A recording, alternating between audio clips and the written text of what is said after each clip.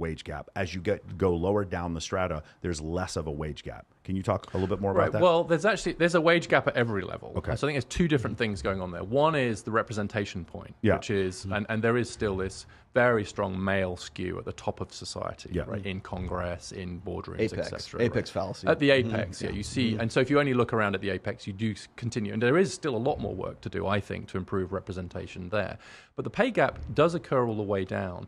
The thing that's important to understand, I think, about the gender pay gap is that it's largely now a parenting gap. It's largely the result of the different patterns of employment that men and women have after having had children. And to some extent, it's the occupations they're in as well. And so let's be horribly unfair to both sides. So a conservative would say, I see these videos all the time. The gender pay gap is a myth, right? No, it isn't. It's math. It's true. It's in the data. What they mean by that is if you start controlling for certain things like occupation, like how much time you've taken out of the labor market, you can essentially statistically explain the gender pay gap. It's not discrimination causing it, something else. It's not endemic sexism that's causing it's not the patriarchy. Choices. It's not the patriarchy. Well, then it raises the interesting question, right? Because then a thoughtful feminist would say, okay, is it really a choice? Are women really choosing to take their time out of the labor market? And why are they paying such a high price for that choice? So it doesn't take the question away of is the gender pay gap a problem? It merely moves it to a more interesting place, which is why is it that when women have children, their economic trajectory is massively affected and men it isn't? And the answer is because of this difference in the gendered patterns of behavior. Is that really a choice, or is it the result of gender norms? Interesting question. Or is it the result of evolved biology? I mean, women have children, men do not have children. Correct. Simple as that. Correct. So I mean, there's going to be a hereditary biological, and I'm not even like psychological, just a biological reason for the gender pay gap is actually a thing. It's just that how do we explain that gender pay gap? Is it because of the choices that they're making? Is it because they feel like any feminist is going to say, well, women are forced into this. They're left with no choice, and so therefore that's why that's the endemic sexism that they're saying is. But it's really no. Those are the choices you have a natural proclivity to. Do you have a maternal instinct? Well, then I guess you're going to have to make a choice whether you want to have a career or you want to have children. But then the question becomes that how constrained is the choice, right? So it's and what price do you pay for making that choice? And the third thing is is that a choice you're making for the next 20 years? Right? There's a very big difference between the choice you make, say, in the first year and the next 20 years.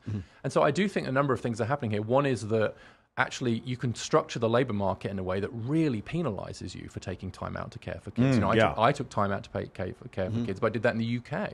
And so it's not being made in a vacuum, right, this choice. So you could pay a lower price for the choice in the first place. Secondly, even if that's your choice for the first year or two, and I tend to agree that that's probably the result of some natural preferences than it is of socialization. It doesn't mean that that's set your course for the next 20 years, right?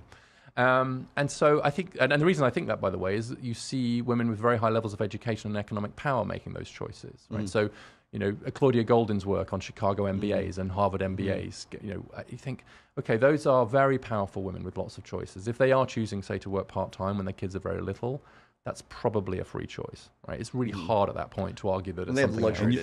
And they're able to do so. And what's interesting is they're much more likely to do so if their husband's earning a lot. Exactly. And so it gives them the choice to do that. So I think we have to respect that choice without then saying that determines that's the next 20 years of your life. You should be a mum now for the rest of your life. And meanwhile, in 2024 election cycle, we'll start talking about the 77 cents and the 81 cents. But you also mentioned African American women are more likely to get back to work quicker because the statement that I think one person you had interviewed said something like, I wish I had the luxury of staying from home. I have to get back to work. Yeah, and so if we make it quite hard for people to make that choice to be able to stay at home, and then actually you will see people returning. And it's very interesting. This is not a political point. You'll see people on the left saying that it's a tragedy that mothers are having to go back to work within 4 or 6 weeks of having their birth. Almost no one wants to do that.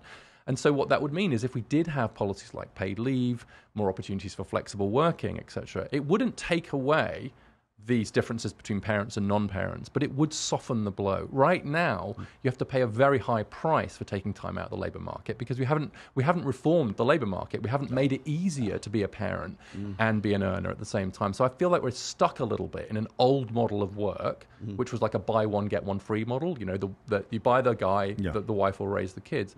And now that most couples, both parents work, we really got to update this labor market, not to take away the fact that there will be a penalty, quote penalty for working, but just does it have to be such a big one? But even like as a traditional conservatives who might be watching this, they in one hand want people to have more children and want there to be more marriage, but you can't have that and then at the same time penalize women who are in the workforce and then say, well, you can't do that, have a child and then still remain upwardly mobile financially. Right, we make it a very, very hard choice for people, and then wonder why they're less likely to be doing it. This is a very weird debate right now because of declining fertility rate. There's a lot of social conservatives now who are freaking out about the fertility rate.